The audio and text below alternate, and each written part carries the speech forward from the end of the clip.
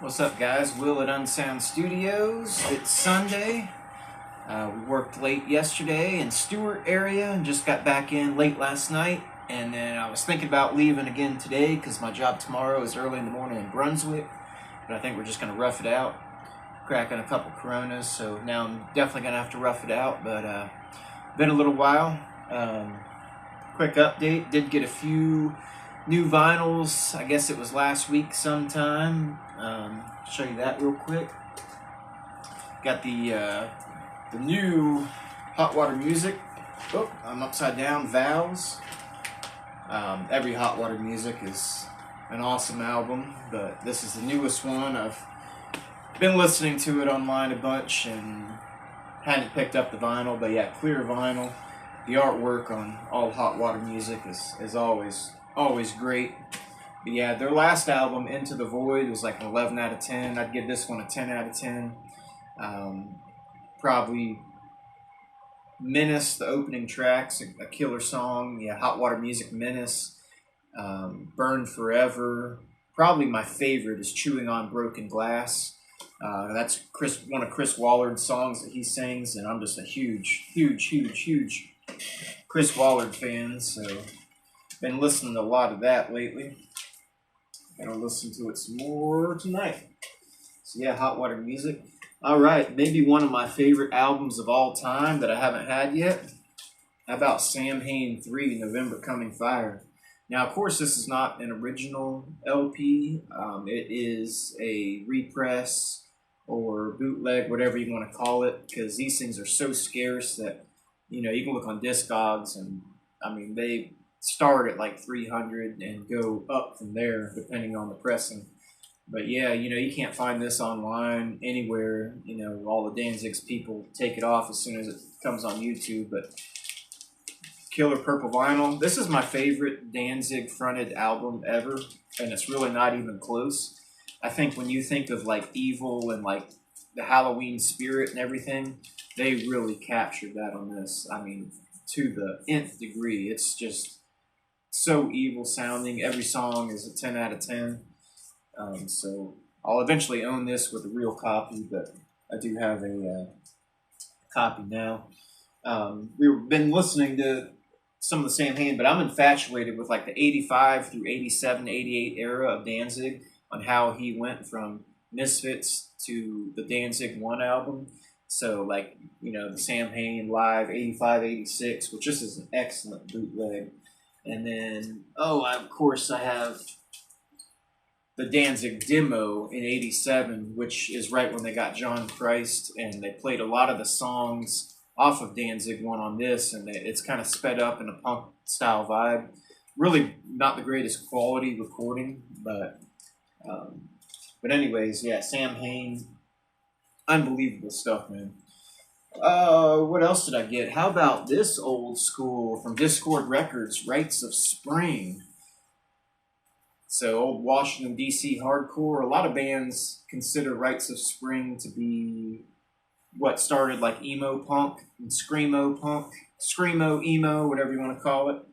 I know it's two different things, but of course this was half of Fugazi. Of course, Guy on guitar and vocals, and then Brendan Canty on drums, which originally, joined with Ian MacKaye, who produced this album from Discord Records, to join Fugazi. So this was recorded back in 1985, and just really, really great punk rock.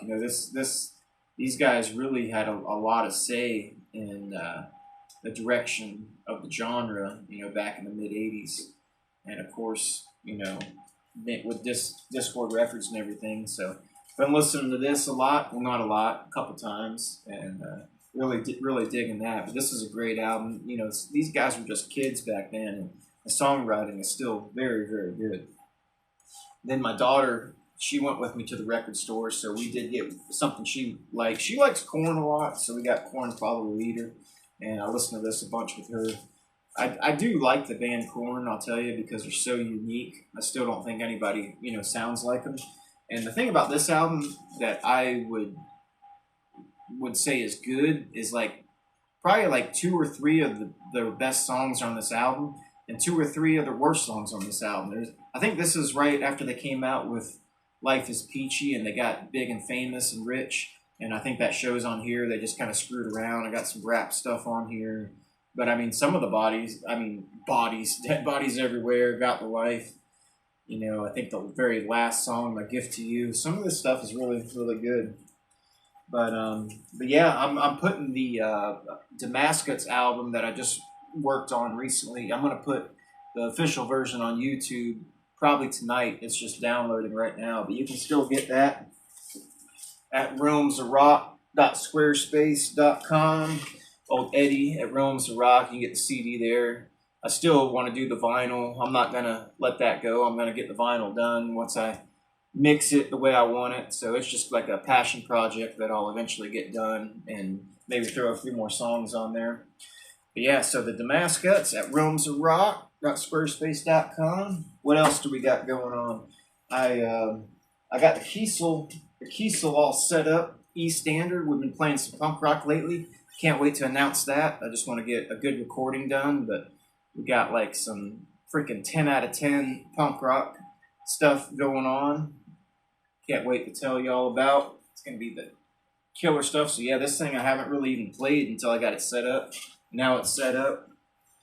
Beautiful guitar. I even got a damn hat to match it. So Kiesel, man.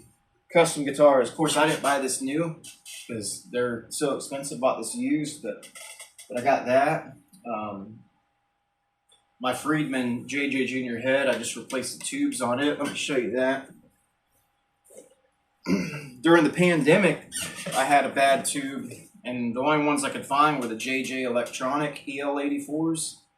And now that I've looked and it's not the pandemic, I replaced them with Electro Harmonics EL84s.